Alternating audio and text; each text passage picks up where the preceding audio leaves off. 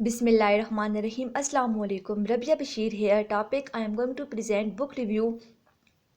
Title Art of War. Author name Sun Tzu.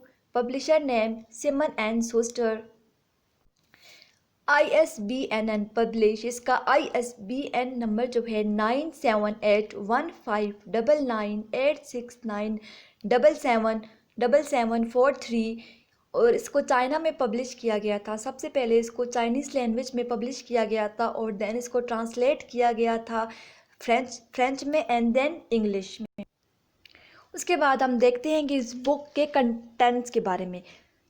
First chapter हमारे पास है lying plan and then waging war, attack by the stratagem, tactical disposition, energy, weak points and strong points, manoeuvring, variation in tactics, the army on the march, terrain, the nine situation, attacking with fire and then the. उसके बाद हम देखते हैं theme, central message और crux of the book. इस book को जो है चाइनीज़ जनरल ने लिखी है सन त्सू ने और ये बुक जो है फेमस है मिलिट्री स्ट्रेटजीज के लिए। सन त्सू हमारे पास जो है एक चाइनीज़ जनरल मिलिट्री स्ट्रेटजिस्ट और फिलासफर थे। आर्ट ऑफ वार जो है वो source of great strategical inspiration है और इस बुक का सेंट्रल मैसेज ये है कि आपको कोई भी स्ट्रेटजी फ्रेम करने से पहले आपको दो चीज़ों का पता होना चाहिए। फर्स्ट ऑफ ऑल आपको अपने बारे में पता होना चाहिए और आपको अपने ओपोनेंट के बारे में इंफॉर्मेशन होनी चाहिए। सन त्सू का एक फेमस कोट है, if you know the enemy and know your self you not fear the result of 100 battles, but if you know your self but not enemy for every victory gained you will also suffer defeat.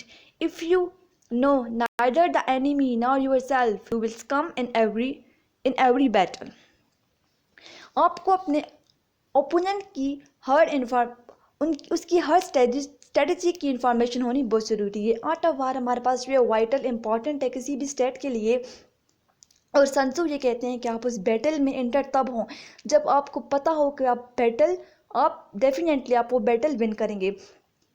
जितनी भी warfare हैं वो सब base करते हैं कि इस पर डिसेप्शन पे। अगर आप अपनी एनिमी को जो है धोखा दें और उसको ऐसा आप ये जाहिर करें जब आप करीब हों तो बहुत दूर, और जब दूर हों तो इस तरह आप लगे कि आप अपनी प्लानिंग्स जो हैं वो इस तरह बनाएं कि आपका ओपोनेंट जो है उसको आपकी स्ट्रेटजीज के बारे में पता ना हो।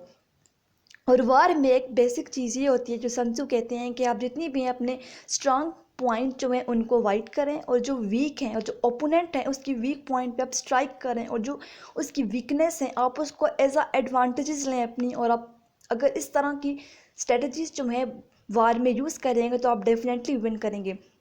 जो क्लेवर आर्मी होती है वो अपनी बॉडी वो बैटल फील्ड में फ़ाइट नहीं करती लेकिन अपनी माइंड से जो है वो अपने माइंड से जो जीतती हैं, डिफरेंट स्ट्रेटजीज बना के अपने ओपोनेंट को डिफीट करते हैं। जो एक स्किलफुल जनरल होते हैं वो अपनी आर्मी को इस तरह लीड करते हैं कि जिस तरह वो सिंगल मैन को लीड कर रहा होता है। आप विन करेंगे अगर आप हैंडल कर सकें इन्फीरियर और सुपीरियर फोर्सेस को। आप अगर हर तरह की सिचुएशन को हैंडल कर सकें तो सन त्सू कहते हैं कि डेफिनेटली जो है आप जो है वार को विन।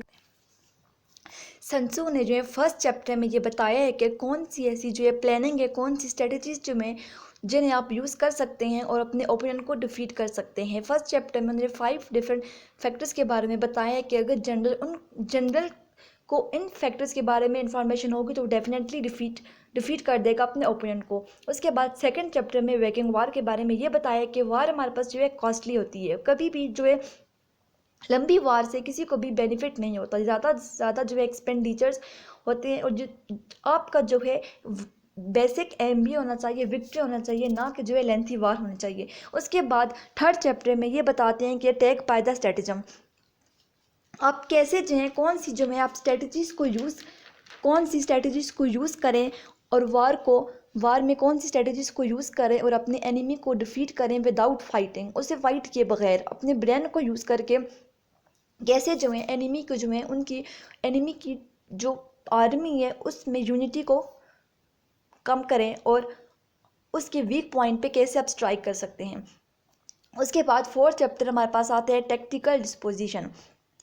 इसमें यह बताया है कि फर्स्ट ऑफ ऑल आप अपने खुद को सिक्योर करें और फिर ऐसी और आप वेट करें इस अपॉर्चुनिटी के लिए कि जब आपका ओपोनेंट जो है वो आपका ओपोनेंट जो है वो आपको, और वेट करें कि आपका ओपोनेंट जो है आपको अपॉर्चुनिटी प्रोवाइड करे जिसकी वजह से आप उसकी वीकनेस का आपको पता चल जाए, उसकी वीक पॉइंट पे आप अटैक करें और आप एस्टिमेट करें अपनी एनिमी की वीकनेस को और उसकी स्ट्रेंथ को और उसमें कौन कौन सी जो है उसमें जो चीज़ें हैं आप उन सबको नोट करें। इस चैप्टर में ये बताया गया।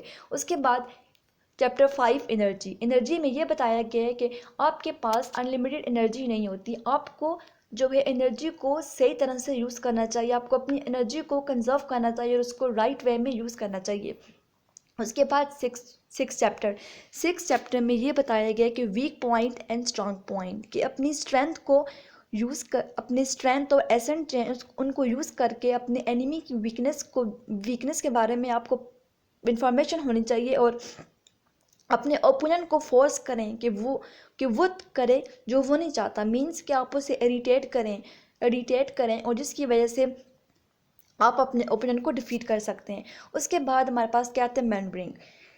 इसमें यह बताया गया है कि आप कभी भी अपनी उस टेरिटरी पे ना जाएं अपने ओपोनेंट की जिसके बारे में आपको इन्फॉर्मेशन न हो। मीन्स कि आपको पहले उस जगह की इन्फॉर्मेशन हर चीज़ का पता होना चाहिए, तब आप उस लैंड पे जो है अगर आपको वार भी करनी है तब उस लैंड पे जाएं, उस टेरिटरी पे जाएं जिसके बारे में आपको सारी इन्फॉर्मेशन हो।